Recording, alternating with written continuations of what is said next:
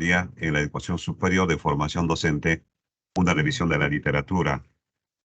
Inicialmente, a modo de introducción, sabemos que los países de América Latina somos diversos. Ese es el punto de partida, ¿no? Hay más de 520 pueblos originarios, pueblos indígenas, y hay más de 400 lenguas originarias, y eso configura que estamos ante países de mucha diversidad cultural y lingüística, y eso hace la necesidad de plantear el enfoque intercultural en toda la educación, particularmente en educación superior y en la formación de docentes en los países de América Latina. Por ello, me hago la siguiente pregunta. ¿Qué experiencias se vienen dando en este tratamiento pedagógico de la interculturalidad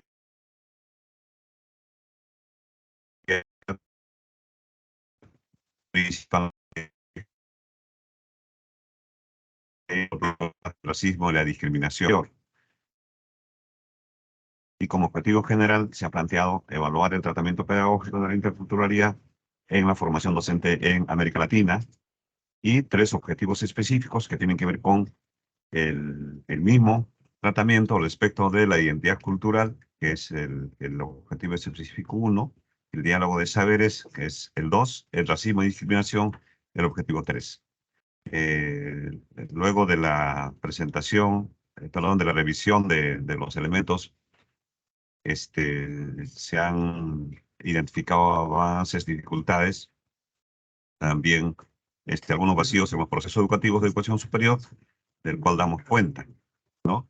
Es un tema realmente actual, puesto que se necesita revisar cómo están desarrollándose estos elementos del enfoque educativo, y qué lecciones podemos aprender para luego mejorar los procesos educativos, particularmente en la formación docente pedagógica. La metodología está dentro del paradigma interpretativo, enfoque cualitativo, diseño documental y alcance explicativo. Después de revisión de muchos artículos, nos hemos quedado con 31 artículos científicos que hablan sobre interculturalidad, educación superior y formación docente en Chile, Ecuador, Colombia, México, Venezuela, Argentina, Guatemala, Brasil y Perú. La búsqueda en las revistas científicas de los últimos 5 años, a excepción de 3 artículos y 2 libros y 3 normas del Ministerio de Educación y Cultura del Perú, se ha hecho una revisión minuciosa sobre el tema, tanto del objetivo general y también el sustento de las categorías, así como de los objetivos específicos, para luego analizar y discutir y redactar finalmente las conclusiones. Como precisiones conceptuales, podemos indicar rápidamente que cuando hablamos de tratamiento pedagógico, nos referimos a todos los procesos educativos que se interactúa, ¿no? Entre el docente y el estudiante dentro y fuera del aula, para asegurar los aprendizajes interculturales en los estudiantes,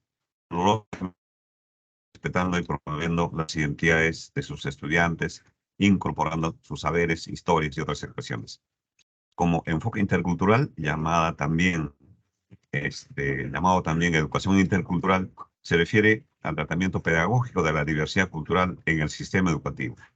Busca sociedades justas y plurales para una ciudadanía segura, que respeta y valora la diversidad cultural y sea crítico de las desigualdades y discriminación, que fortalezca la identidad de los estudiantes, promueve el diálogo entre personas, prácticas, saberes distintos, y fomente una sociedad equitativa sin racismo ni discriminación.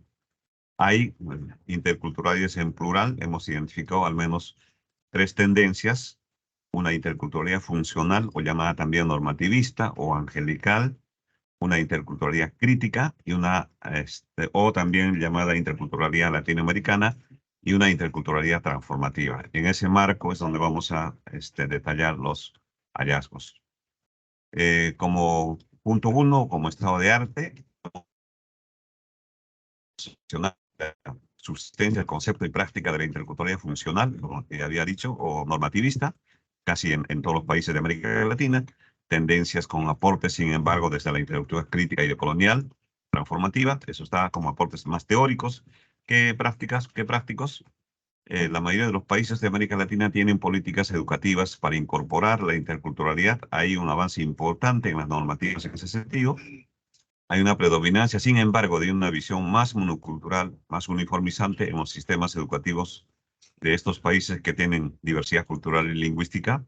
Los avances en el tratamiento pedagógico de la interculturalidad, sí existen y se visibilizan mejor en algunas universidades llamadas interculturales, algunas, porque en otras también puro nombre, y en las instituciones formadoras de educación intercultural bilingüe para futuros docentes. Ahí sí podemos visibilizar de alguna manera algunos avances en este enfoque. Rápidamente, resultados y discusión. Tenemos para el objetivo general, que es la interculturalidad en la formación docente en América Latina, podemos indicar que en general la educación superior y la formación docente, ¿no? Los avances no son significativos. Se continúa con una formación más generalizante, más homogenizante, a partir de los modelos de la ciencia y de una matriz colonial, ¿no? Ante la demanda de la diversidad que naturalmente existen en los países de nuestra América Latina, no existen realmente contundentemente una oferta formativa para atender esta demanda de la diversidad. Por ello, se hace una revisión, se hace urgente una revisión en una perspectiva de descolonizadora de los saberes, una educación superior pedagógica decolonial. Sin embargo, repito, las universidades interculturales, algunas, o las instituciones de formación docente, en las carreras particularmente de educación intercultural bilingüe, visibilizan mejor los avances. Eso podemos mostrar en México, Ecuador, Perú, Chile y Bolivia. En ese sentido, han jugado un rol importante las organizaciones indígenas en el tema de las demandas educativas, pues desde hace 30 años, estas organizaciones demandan y exigen, ¿no?, los derechos educativos para sus pueblos. En el primer objetivo, tratamiento de la identidad cultural, podemos identificar algunas tendencias. En principio, hay jóvenes que están estudiando en educación superior pedagógica, que tienen una crisis de identidad. Viven en una tensión permanente, sobre todo los migrantes hacia las zonas urbanas, presión urbana, desarraigo y compromiso moral por revitalizar lo suyo. O sea, tienen problemas porque siendo parte de los pueblos originarios y siendo jóvenes y no han podido consolidar, digamos, los conocimientos, los saberes, entonces se sienten un poco limitados, pero a la vez en un contexto de discriminación como son las zonas urbanas, pues hay esa situación de crisis. Actualmente, otra tendencia es que los jóvenes fortalecidos en su identidad ética, en su identidad cultural, étnica, gracias a la resignificación identitaria recibida en la formación universitaria, o sea, cuando los jóvenes reciben apoyo, acompañamiento en este tema, en su proceso de formación en educación superior, pues podemos indicar que son fortalecidos. Esa experiencia podemos identificar en México y en Perú particularmente. En cambio, la experiencia anterior de la crisis de identidad nos muestran las investigaciones desarrolladas sobre todo en Chile con los hermanos Mapudungun. Otra tendencia es sobre la intencionalidad de los procesos de identidad para la formación a través de algunos cursos como historia, historia general, historia del Perú, historia del Ecuador, esconde, sin embargo, la perspectiva solamente de la identidad nacional, en perspectiva de la identidad nacional, no sin llegar a tocar las identidades locales de los pueblos originarios. En el segundo objetivo, podemos indicar en el tema del tratamiento del diálogo de saberes que la tendencia de una educación homogenizante impide la comprensión y la apertura hacia otras formas de conocer la realidad o generar conocimientos, ¿no? Eso podemos ver en Ecuador, Guatemala, México, Chile, Venezuela, Perú, principalmente. Por ello, hay también la necesidad, como proviene de Ecuador, la necesidad de la valoración de la mujer indígena como conservadora como depositaria de los conocimientos, de los saberes vinculados sobre todo a la biodiversidad. Eso no se toma en cuenta simplemente en el tema de género al varón más que a la mujer. Avances en la participación de los sabios en la formación docente EIB, en demanda del tratamiento del género, la incorporación de ambos sexos en la formación docente, sobre todo en Perú y Colombia. Hay sabios que se están incorporando, se está institucionalizando y eso es un avance importante. También incorporación del diálogo de saberes en la educación básica regular, la educación intercultural bilingüe y en la formación pedagógica en el caso de Perú. En el tema del tercer y último objetivo, que es tratamiento de la discriminación cultural, podemos indicar que la discriminación vigente en estudiantes y jóvenes universitarios de origen y rasgos indígenas es latente, en este caso, en varios países. Los estudios de Argentina, Venezuela, México y Chile nos demuestran ello. Igualmente, los estudiantes de los pueblos originarios son etiquetados como alumnos con necesidades educativas especiales, eso por ejemplo en el caso de Chile.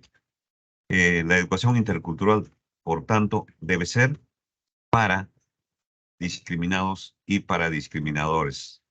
Eso lo dice Fidel Tubino, un investigador peruano.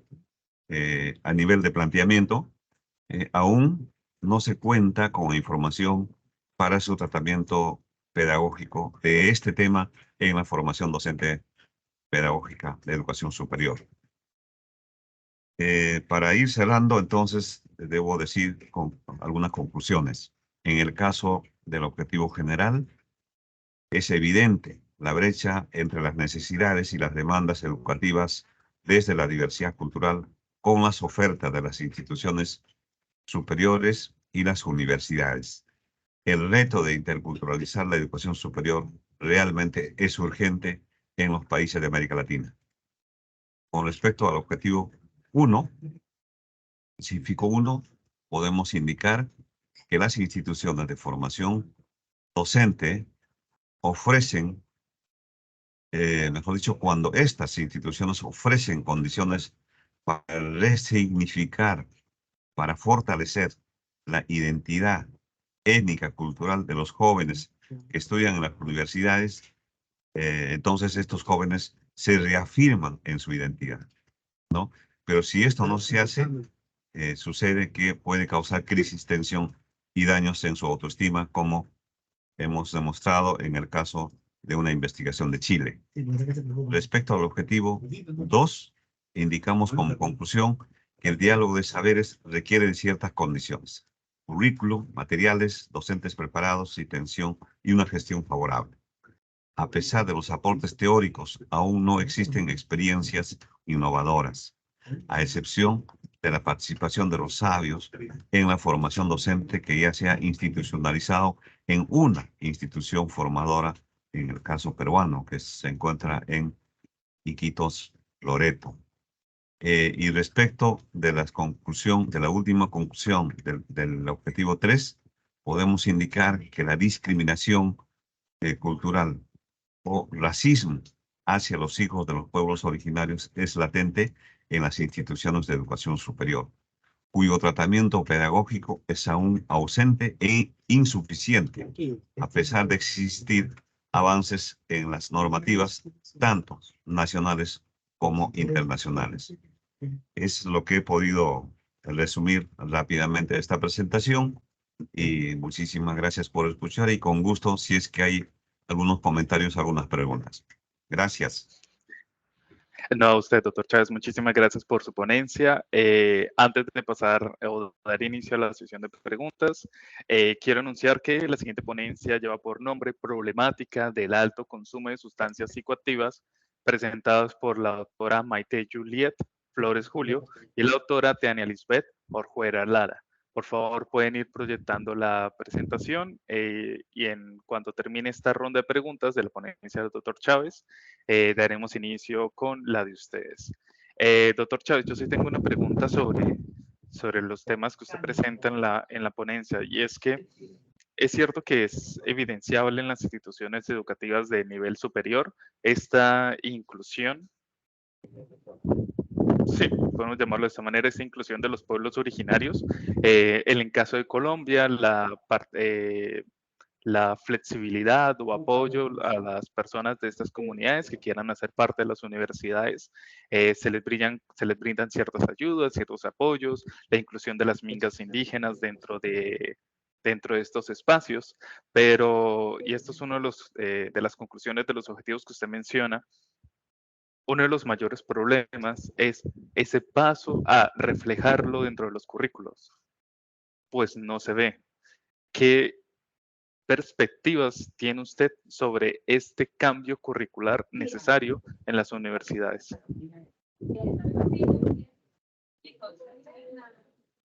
Gracias. Sí, efectivamente, hay avances importantes en varios países, decía, en las normativas, y dentro de ello están también las normativas curriculares de educación superior particularmente.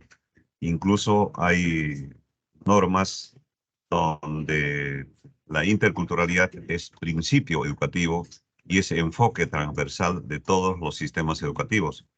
Sin embargo, en la práctica simplemente no hay elementos que demuestren que se esté implementando. En el tema curricular, efectivamente, el currículo es un elemento del sistema educativo que podría garantizar que estas propuestas se consideren.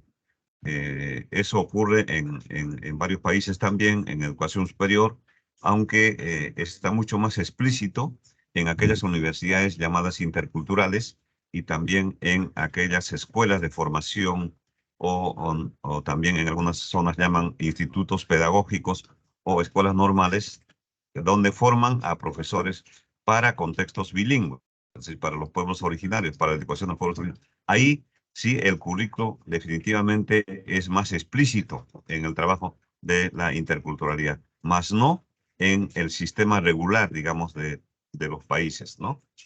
Ahí tenemos una gran deuda de los sistemas educativos, particularmente de las universidades, porque muchos actúan a espaldas de la propia realidad. En el caso, por ejemplo, Perú, tenemos como 4 universidades llamadas interculturales, así con reconocimiento de esa naturaleza. Sin embargo, en una trabajan el tema de la interculturalidad, y en las otras simplemente es como si fuera un saludo a la bandera, es el puro nombre. Hay mucho camino por andar en ese sentido. Sí, en eso tiene usted muchísima razón. Empiezan con pequeñas materias como extracurriculares, que son opcionales, algunas ni siquiera valen créditos universitarios y demás, pero sí es muy importante que se vaya dando este paso. Bueno, muchísimas gracias, doctor Chávez, por su intervención, fue muy interesante. Y dado que no hay más preguntas, quiero dar entonces a la doctora Flores Julio y la doctora Orjuela Lara a iniciar con su ponencia. Buenos días, doctoras, ¿cómo están? Buenos días. Buenos días. Se les escucha perfecto y estamos viendo la presentación. Entonces, cuando gusten, pueden dar inicio a la